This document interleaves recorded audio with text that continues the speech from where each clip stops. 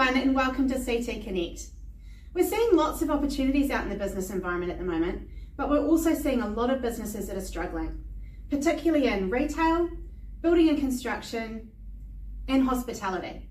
So for those businesses, we're seeing a lot of them having to look at their team structure and make some really tough decisions. Today I'm joined by Lara Hellier from People Passion.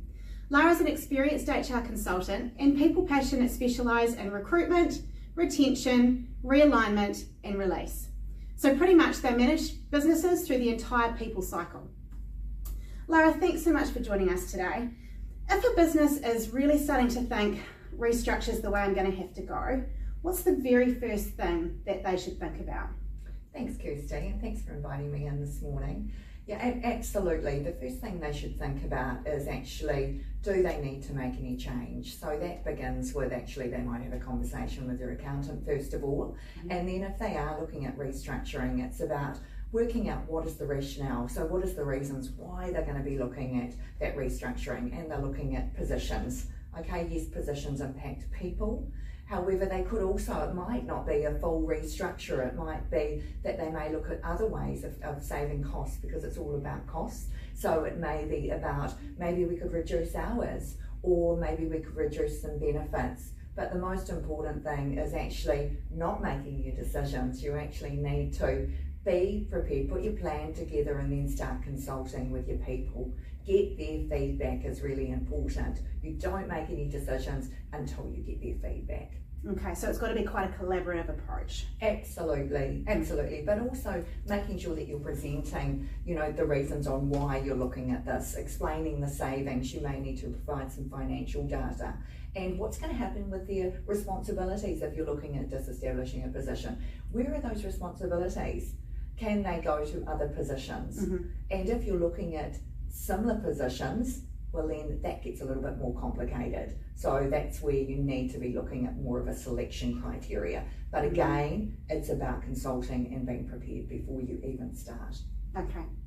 And so you, in your experience, where is the common area where people go really wrong when they're in a restructure process? People rush it and they don't get the advice, or they chose to just jump straight to, I'm making that person redundant.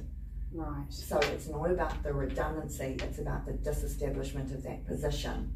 So you need to get that employee's feedback, because it may not result in redundancy. It may result in being redeployed to another position. It could result in reduction of hours. So there's some other options. So you cannot just jump straight to redundancy, pay that notice. You must consult. So that's where the risk is really comes into play, where people jump straight into those decisions. Absolutely. You must get that feedback. I think that kind of reinforces what I've heard you say before, where it's you've got to really focus on the fact it's the positions that are becoming redundant, not the people as such. So that's where your focus has to lie, and effectively looking at where those, as you said before, where those responsibilities then move to if there is a disestablishment of a role. So I guess this is a really tough area, tough conversation. For those clients out there that are thinking, this is something I really need to start working through with my people, but they just feel overwhelmed about how to start those conversations or what to say, what would you recommend to them? Picking up the phone, giving us a ring, and actually getting that advice. It may be just a phone call with us on how do I actually frame that first conversation with my team, how do I give them that heads up.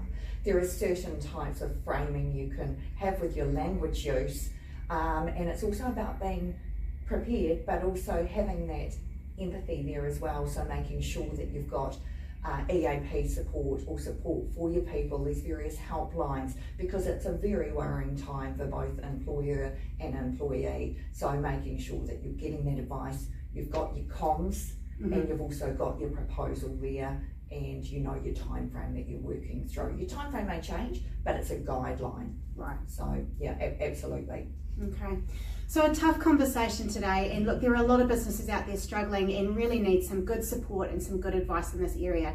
If our conversation today has resonated with you and you'd like to discuss this further, please just flick me a message and I'd be happy to introduce you to Lara Hellier from People Passion. We're here to help.